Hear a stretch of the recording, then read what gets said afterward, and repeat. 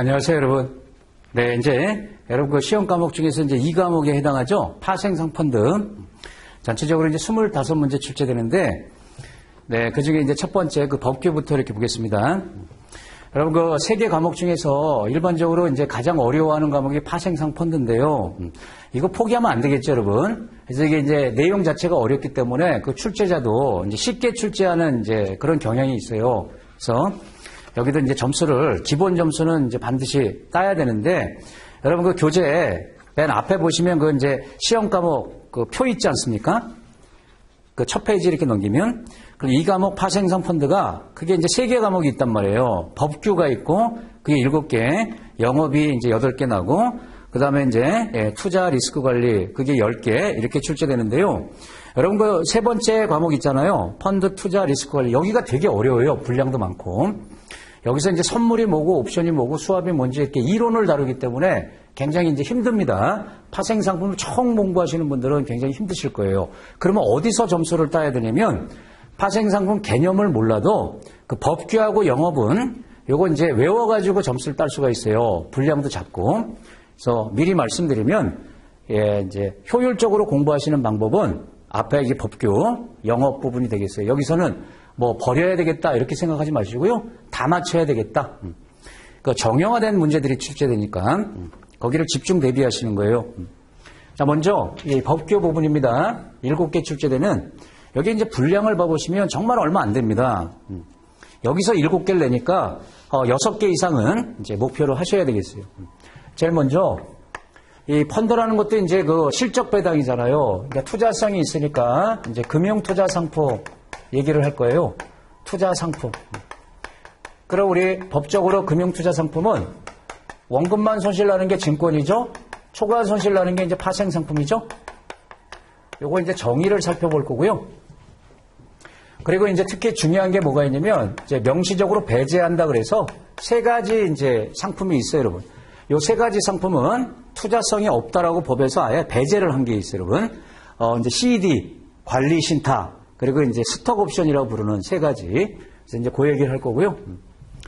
이제 두 번째, 이제 파생상품 펀드. 이제 이 제목이 파생상 펀드잖아요. 이 파생상품 펀드는 법에 없는 겁니다. 법에서는 파생상 펀드가 없어요. MMF를 뺀 나머지 펀드들은 파생상품에 다 투자할 수 있어요. 그런데 이제 실무에서 우리가 파생상 펀드다 이런 표현을 쓰는데 그러면 얘는 어디에 투자하는 거냐면 이 증권이 6개 있는데 그중에 파생 결합 증권. 파생 상품이 결합된 증권이다. 이게 대표 상품이 이제 ELS죠, 여러분. ELS. 또는 파생 상품 그 자체.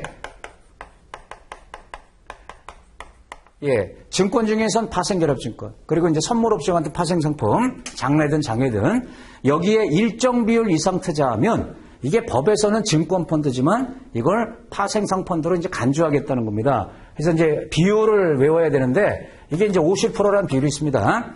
펀드 재산의 50%를 초과해서 파생 결합 증권에 투자하는 거예요. 요거는 10%입니다. 10% 초과해서 파생 상품을 담고 있으면 이게 이제 파생상 펀드다. 세 번째, 이 파생 펀드의 파생 상품 펀드. 예, 운용 규제가 있습니다. 이게 이제 위험이 크기 때문에 이제 운용 규제, 비율 제한 같은 게 있는데 여기 이제 5가지가 있습니다. 이것도 뭐 반드시 시험에 나올 거예요, 여러분. 뭐 30%, 10% 이런 이제 비율을 외우는 겁니다. 운용 규제. 그다음에 위험 지표 공시. 예, 파생 상품 역시 위험이 크기 때문에 위험 지표를 이제 공시해야 된단 말이에요.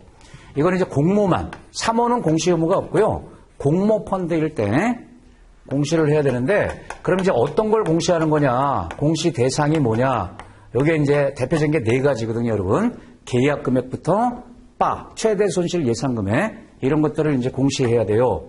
그리고 그러면 그 시기도 있단 말이에요, 공시 시기.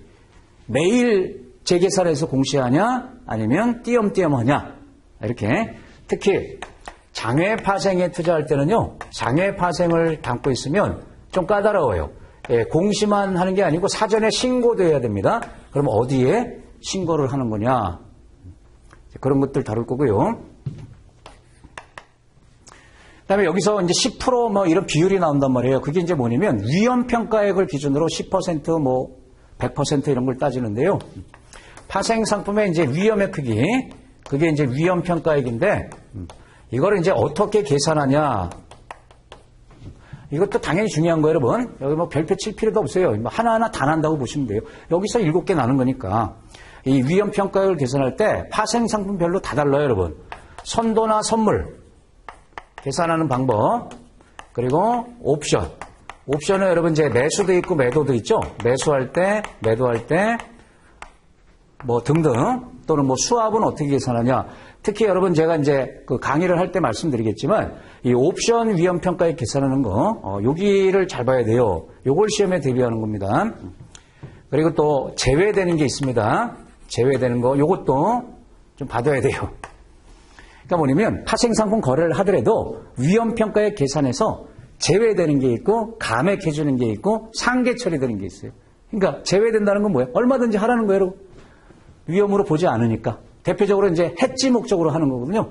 파생상품을 이용하는 목적이 이 펀드가 주식을 갖고 있는데 그걸 해지하려고 이용한다. 그러면은 얼마든지 해도 돼요, 여러분. 위험이 상쇄가 되니까.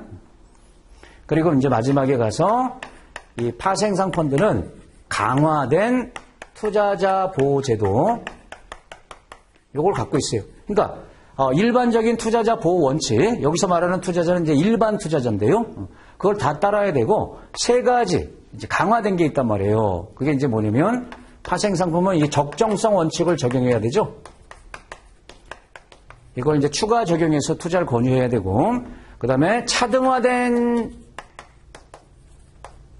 투자 권유 준칙을 만들어야 돼요. 차등화된 이제 준칙, 투자 권유하는 방법이 차등화되어 있다는 거예요. 준칙. 그냥 이렇게만 쓸게요. 예를 들면 파생상품을 권할 때는 나이가 어떻게 되냐, 경험이 어느 정도 되냐, 여기에 따라서 또 권유 방법이 세분화되어 있다는 거예요. 그리고 투자 권유 대행을 할 수 없다. 대행을 못한다는 겁니다. 대행을 제한한다. 여러분, 투자 권유를 그러니까 그 회사 직원이 주로 하죠. 그런데 이제 대행 판매도 한단 말이에요. 일반적인 펀드 같은 경우는 이제 대행인을 통해서 투자를 권유할 수 있어요. 근데 파생상은 그게 안 돼요. 위험이 커서. 그러니까 여러분, 펀드나 증권은 대행인 자격증이 있고 자문인력 자격증이 있는데 이 파생상품은 자문인력 자격증밖에 없단 말이에요. 대행을 못한단 말이에요. 못하게 해놨기 때문에. 자, 이 내용이 핵심입니다, 여러분. 이런 것들을 이제 공부하는데 여기서 7개 출제된다. 분량도 많지 않다. 목표가 뭐다? 만점을 목표로 한다. 아시겠죠?